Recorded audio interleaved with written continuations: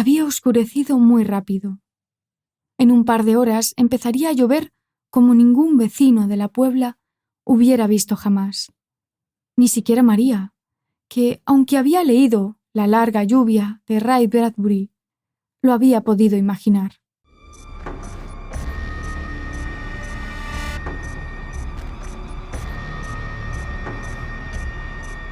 Yo soy Noelia. Yo soy Axel. Y esto es Casa Drohan.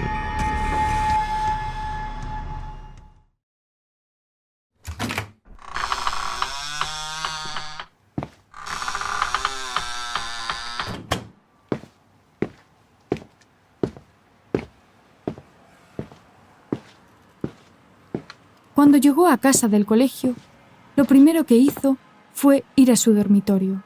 Encendió la luz y se encontró con la cama deshecha, libros por el suelo y un olor agrio.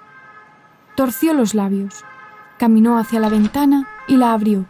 El viento, que se había levantado de golpe, entró en fuertes rachas, haciendo que varias hojas que había en el escritorio salieran volando. Una de las rachas le revolvió el pelo. Se lo acomodó con una sonrisa, imaginando el aspecto que tendría, y recogió los papeles. Los documentos eran la redacción que debía llevar para mañana. Los alisó con la palma de las manos y los metió en el libro de geografía. Después recogió parte del escritorio y cuando terminó se tumbó en la cama. Aún faltaban varias horas para que regresaran sus padres.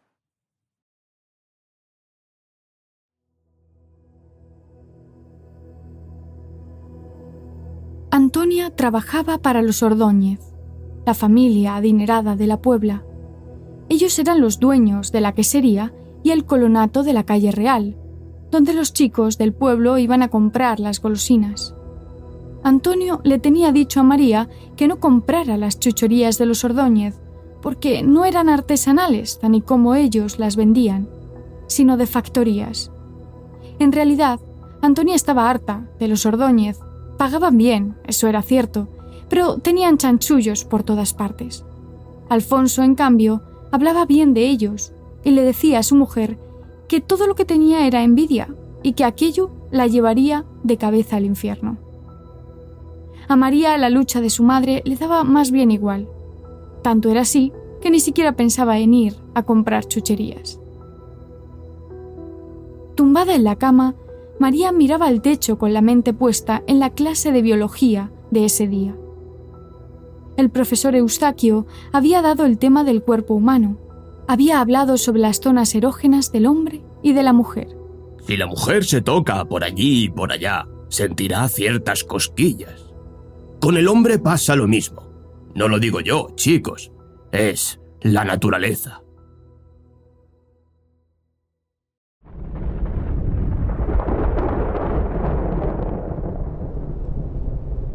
La primera tormenta llegó pasadas las 5 de la tarde. Las nubes adelantaron la noche un par de horas. Por la ventana entraba ya el aire frío y preñado de agua. No tardaría mucho en empezar a llover. María seguía tumbada en la cama. Tenía el torso desnudo y el pelo revuelto. Miraba el techo como quien mira a el David de Miguel Ángel. El aire frío calmaba la calentura de su cuerpo. A veces, por su cabeza, pasaban preguntas sobre su comportamiento, pero, tal como llegaban, se disolvían en el éxtasis de su mente. Lo único que la sacó de aquel estado no fue la llegada de sus padres o las tormentas, sino un grito desgarrador.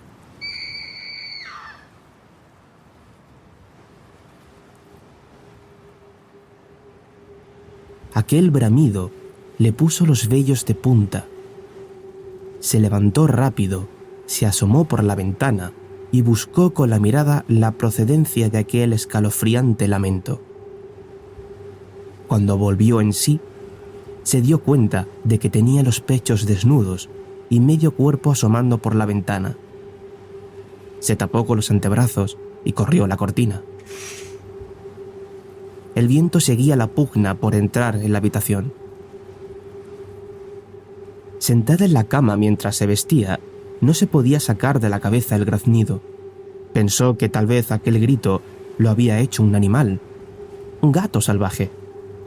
Y lo peor de todo, le había sonado familiar, como cuando Elisa gritó al posarse sobre ella un saltamontes del tamaño de una lagartija y se le escuchó por todo el pueblo. Con la idea metida en la cabeza y el corazón desbordado, salió corriendo por el pasillo hasta el teléfono. Con las manos temblorosas, marcó el número de la casa de su amiga.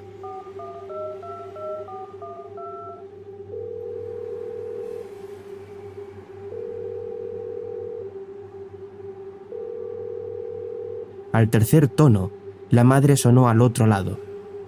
María le preguntó por Elisa, pero su madre le dijo que no se podía poner porque estaba estudiando y que ella debía hacer lo mismo. Quedaron en que, después de cenar, Elisa la llamaría 5 minutos.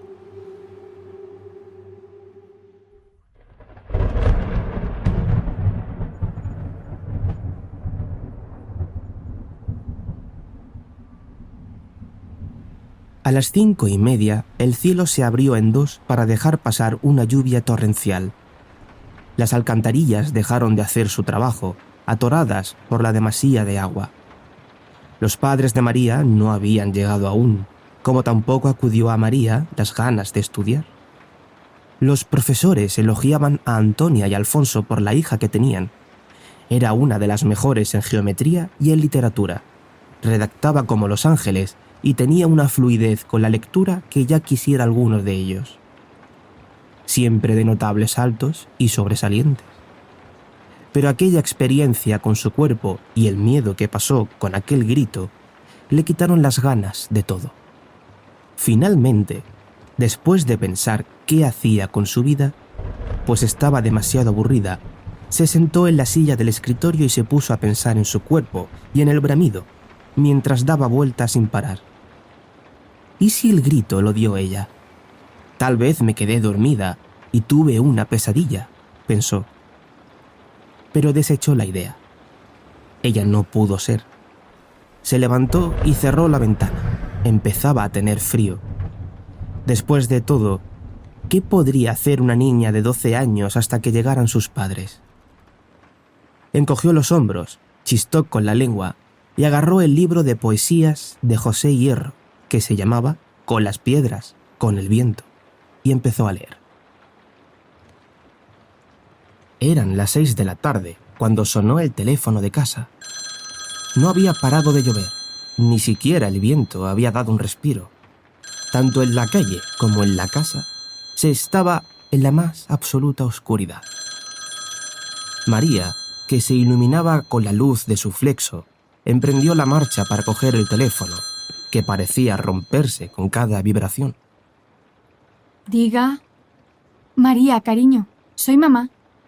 Estamos en la casa de la tía Pili. Está lloviendo a mares. Sí, lo había visto por la ventana. ¿Cómo estás? ¿Cómo te ha ido en el colegio? Bien, hemos estudiado el cuerpo humano. ¡Anda, mira qué bien!, dijo su madre, con una nota de preocupación en la voz.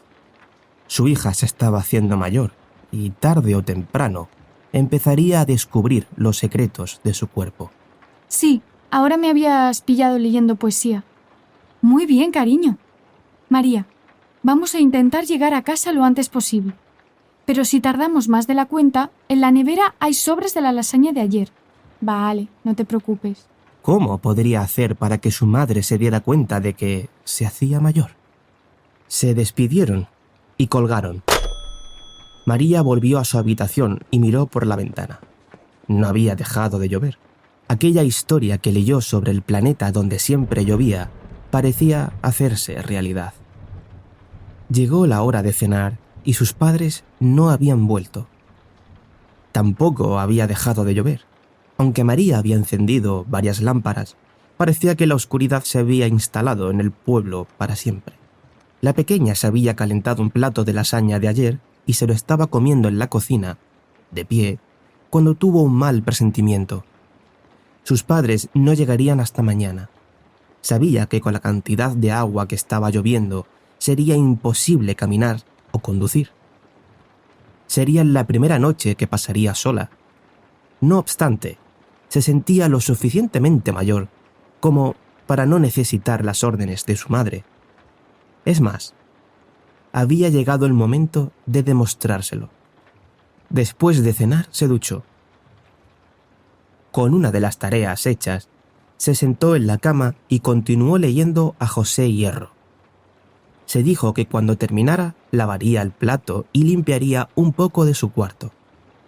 Al empezar a leer, hubo una parte que le llamó la atención. Hay que no sentir solo. Compañía presta el eco. El atormentado grita, su amargura en el desierto. Hay que desendemoniarse, librarse de su peso. Quien no responde parece que nos entiende como las piedras o el viento. Lo leyó varias veces, una de ellas en voz alta. Quería sentir la profundidad de cada palabra, de su significado. No quería que aquellos versos cayeran como una gota en el océano y se perdieran en la inmensidad. Poco a poco, el sueño fue venciendo su aún pequeño cuerpo. Poco a poco sus párpados se fueron cerrando hasta que quedó profundamente dormida. El libro cayó a un lado, como si también tuviera sueño. El agua seguía repiqueteando en las ventanas con furia, queriendo entrar en la casa. María, María. Despertó de golpe, tal que alguien la hubiera zarandeado mientras decía su nombre. Tenía el corazón desbordado y temblaba. Se tocó el pecho y se dio cuenta de que estaba desnuda.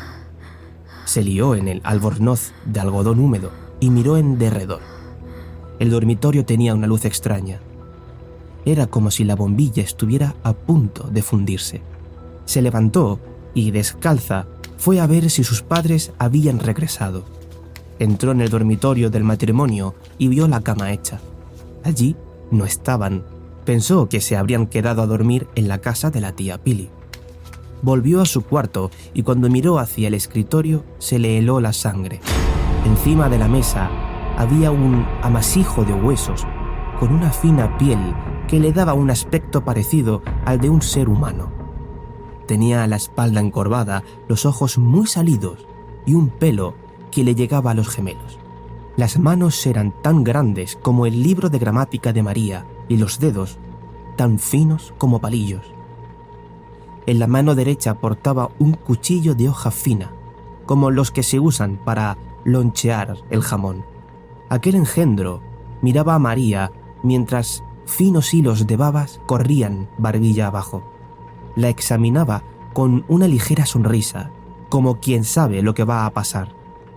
De un salto se bajó del escritorio, haciendo que retumbara toda la casa. Se acercó a la pequeña María, que se había congelado del miedo, y le dijo: ¡Hola, María! Su boca apestaba a azufre.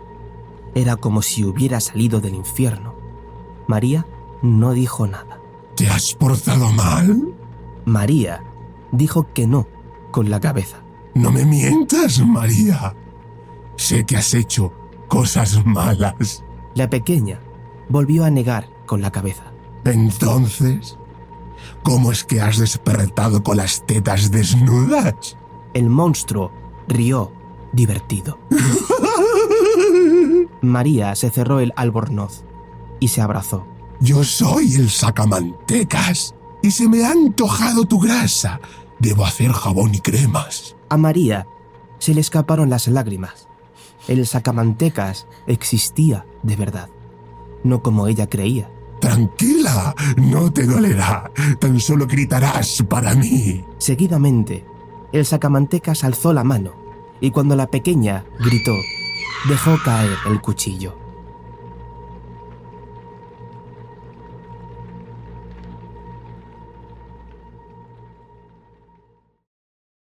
Portarse bien es muy importante, porque yo, el sacamantecas, te estaré esperando a que te portes mal para llevarme tu grasa y hacer jabón.